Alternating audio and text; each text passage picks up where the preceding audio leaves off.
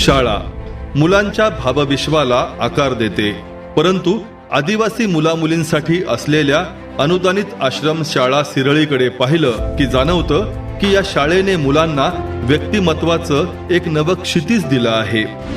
आमची अनुदानित प्राथमिक व माध्यमिक आदिवासी आश्रमशाळा 1/12/1998 रोजी स्थापन झाली. या शाळेचा जवळपास परिसर हा 3.5 एकरचा परिसर असून प्राथमिक विभागाची शाळा त्याचबरोबर माध्यमिक विभागाची शाळा ही स्वतंत्रपणे या ठिकाणी आहे. शाळेमध्ये इयत्ता 10वीच्या विद्यार्थ्यांनी शाळेनंतर काय करावे यासाठी करिअर मार्गदर्शन शिबिर आयोजित केले जाते. विद्यार्थ्यांनी क्रीडा स्पर्धांमध्ये जिल्हा स्तरापासून राज्यस्तरापर्यंत झेप घेतलेली आहे आणि दैदिप्यमान यश मिळवलेलं आहे. शाळेचा निकाल हा मागील 18 वर्षापासून 95% ते 100% शाळेचा निकाल लागलेला आहे. आदिवासींच्या जीवनमानात बदल घडविण्यासाठी संस्थेचे अध्यक्ष भगवानराव देशमुख यांनी शासकीय नोकरीचा राजीनामा दिला. MA BPEd शिक्षण झाल्यानंतर नोकरीची सुरुवात असताना दैवयोगाने जी काही चांगली नोकरी मिळाली ते ठाणे जिल्ह्यातल्या तलासरी तालुक्यात. तलासरी येथे आदिवासी मुलांसाठीच्या वस्तीवर आपली नेमणूक झाली. तिथे गेल्यानंतर पहिल्यांदा विद्यार्थी आणि पालक जे संपर्कात आले, हा आदिवासी मी आयुष्यात पहिल्यांदा पाहिला होता की जो लंगोटीवर, आज ही 50 वर्षापूर्वीची गोष्ट आहे खरं म्हणजे. तेव्हा असं वाटलं की यांच्यामध्ये खूप आपल्याला सुधारणा करणं आवश्यक आहे. धाडसी निर्णय घेतला तो म्हणजे नोकरी सोडण्याचा आणि या क्षेत्रात काहीतरी नवीन काम करावं असं ठरवलं. मेळघाटामध्ये आदिवासींसाठी आर्थिक त्यांना प्राप्ती कशी होऊ शकेल यासाठी काही उपक्रम राबवले, त्याच्यामध्ये चांगलं यश आलं. पण हेही करत असताना असं वाटलं की नाही अजूनही खरंच जर यांच्यात चांगला काही बदल करायचा असेल तर आपण शिक्षणाशिवाय पर्याय नाही आहे. आणि म्हणून एक आश्रमशाळा आदिवासी मुलांसाठी ही एक चांगला उपाय होऊ शकतो हे डोक्यात आल्यानंतर त्यासाठी फॉलोअप केला आणि हिंगोली जिल्ह्यातल्या वसमत तालुक्यात एक आदिवासी मुलींसाठीची एक आश्रमशाळा मिळवली. आमच्या आश्रमशाळेमध्ये नुसतं शिक्षण नव्हे तर संस्कारक्षम एक माणूस कसा बाहेर पडेल अशा पद्धतीने आम्ही उपक्रम राबवतो. आमच्या शाळेमध्ये 400 विद्यार्थी आज शिक्षण घेतात. शिक्षण, संस्कार आणि सामर्थ्याच्या उभारणीसाठी वेळ देता यावा म्हणून संस्थेच्या कोषाध्यक्षा सौभाग्यवती श्यामला देशमुख यांनी स्टेट बँक ऑफ इंडिया मधून स्वेच्छानिवृत्ती घेतली. आज त्यांच्या नव्या कल्पना, नवे उपक्रम मुलांना नव्या जगात घेऊन जात आहेत. त्यामध्ये पहिल्यांदा शुद्ध वाचन आणि शुद्ध लेखन हा उपक्रम घेतला आणि त्याचा परिणाम इतका चांगला झाला का आमच्या शाळेतील मुलं ज्ञान प्रबोधिनीमध्ये अभिवाचन स्पर्धेमध्ये राज्यातून 2ऱ्या क्रमांकावर आले. त्यानंतर आम्ही त्यांना कम्प्युटरमधील प्रशिक्षण द्यायला सुरू केलं आणि त्याचाही परिणाम इतका चांगला झाला का त्यांनी ॲनिमेशनपर्यंत त्यांची मजल गेली. शिवाय डेटा ॲनालिस्ट म्हणून अनेक मुलांना नोकऱ्या लागल्या. मुलींसाठी आम्ही शिलाई प्रशिक्षण दिले ज्यामुळं आत्मनिर्भर होता येईल आणि त्याच्यातही मुलींनी चांगली प्रगती केली. संस्कृतमुळं संस्कृतीचं संवर्धन होतं या उद्देशाने त्यांना संस्कृत शिकवलं आणि मग गीता परिवारच्या माध्यमातून त्यांना गीता पठण करायला शिकवलं. गीता पठण करण्यामध्ये संपूर्ण भारतामध्ये आमची शाळा ही मॉडेल स्कूल आहे. याचा आम्हाला खूप आनंद होतो.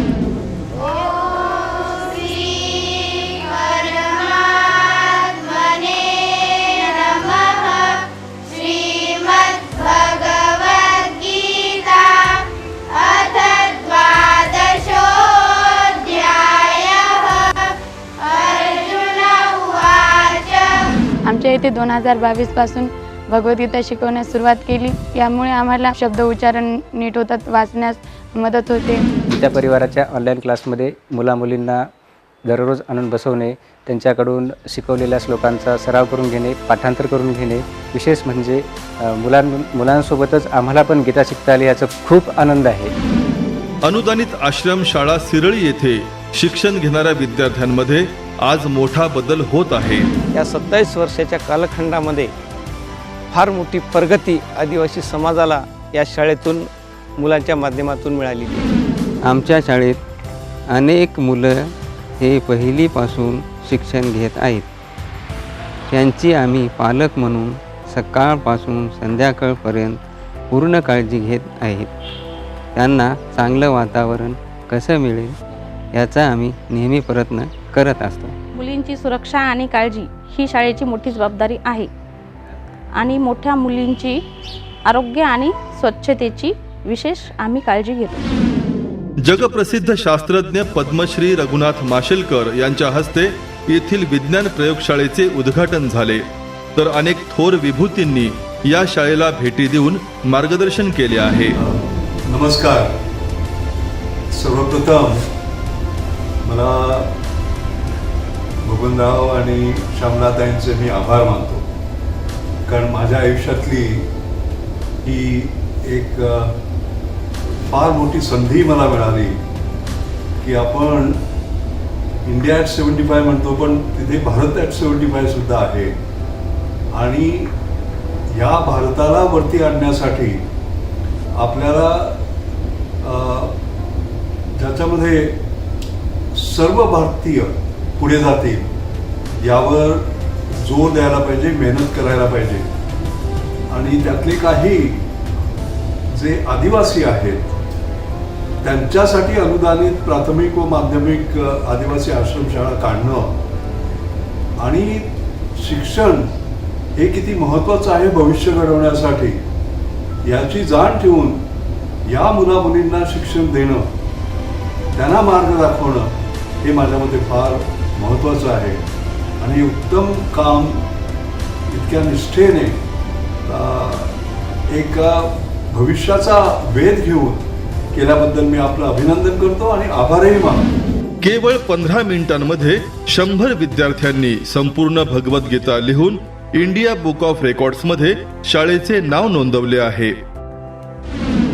संगीत क्लासमधून विद्यार्थी एका नव्या जगाकडे मार्गस्थ झाले आहेत.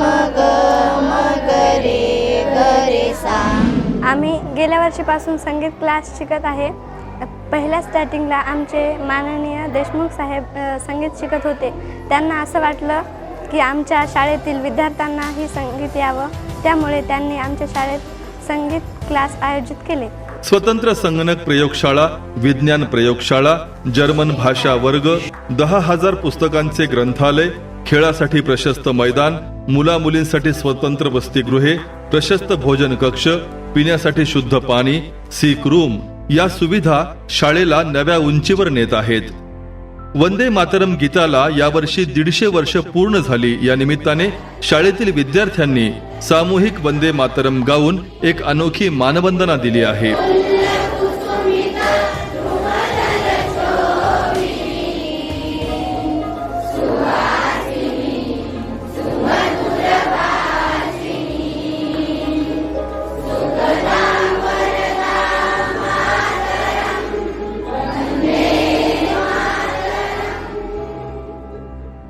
आम्ही इथे बऱ्यापैकी मोठ्या मुली आहोत. आम्हाला अडचणी येतात. आमची आई नाही, पण त्या आईसारखीच एक मॅडम आहे. त्या मॅडमला आम्ही आमच्या अडचणी सांगतो. मॅडम आम्हाला अडचणी सोडवतात, आमची मदत करतात, सगळं सांगतात. या शाळेमध्ये आम्ही खूप खुश आहोत. आमच्या शाळेमध्ये सकाळी 7 वाजता राजगिरा लाडू भेटतात आणि 9, 9:30 वाजता नाश्ता मिळतो. नाश्त्यामध्ये खिचडी, पोहे, वटाणे, चणे हे सगळं मिळतं. दुपारच्या जेवणामध्ये वरण, भात, चपाती, भाजी हे मिळतं. परत संध्याकाळी वरण, भात, पोळी, चपाती हे सगळं मिळतं. आणि राष्ट्रदिनानिमित्त, सणानिमित्त आम्हाला स्वीट खायला मिळतं.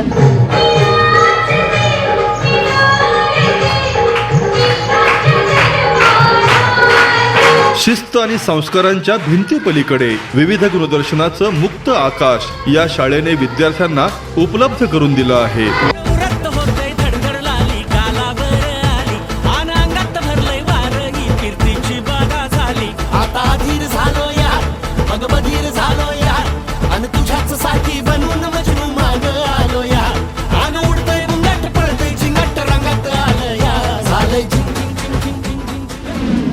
आदिवासींच्या जीवनात आमूलाग्र बदल घडविण्यासाठी केलेल्या अनेकविध प्रयत्नांची नोंद घेऊन महाराष्ट्र शासनाने संस्थेचे अध्यक्ष श्री भगवानरावजी देशमुख यांना आदिवासी सेवक पुरस्काराने सन्मानित केले. तर मराठी वृत्तपत्र लेखक संघ यांनी मुंबई येथे त्यांना जीवन गौरव पुरस्कार समर्पित केला. नवभारत नवराष्ट्र वृत्त समूहाच्या मराठवाडा आयकॉन या पुरस्काराचेही ते मानकरी ठरले आहेत. बँकेतील नोकरी सोडून आदिवासी मुलींच्या जीवनात ज्ञान, विज्ञान, संगीत, कला, स्वयंरोजगाराने स्वाभिमानाचे स्फुल्लिंग चेतविणाऱ्या सौभाग्यवती श्यामला देशमुख यांना मराठी वृत्तपत्र लेखक संघ महाराष्ट्र राज्य यांनी श्रीरत्न पुरस्कार देऊन गौरविले आहे. यानंतरचे आमचे उद्दिष्ट जे आहे ते म्हणजे आम्ही नासामध्ये आमच्या शाळेचं टाईप करण्याचा प्रयत्न आहे. तो आज लवकरच सक्सेसफुल होईल. याशिवाय राष्ट्रासाठी आपल्या मुलांनी काहीतरी काम झटावं किंवा सेवा द्यावी यासाठी मिलिटरीमध्ये आम्ही टाईप करतोय. माझे स्वप्न पुढे चालून मला आर्मी व्हायचे आहे. आमची जेव्हा शाळा अशी नावलौकिकाला मिळवती आहे आणि चांगलं घडतं ह्याचा आम्हाला निश्चित आनंद होतो. शाळेतून शिक्षण घेऊन बाहेर पडलेल्या मुलांनी अनेकविध क्षेत्रात मिळवलेल्या उत्तुंग यशाने शाळेच्या यशोगाथेत घातलेली भर ही कोणत्याही पुरस्कारापेक्षा मोठीच आहे, यात शंका नाही. खूप धन्यवाद.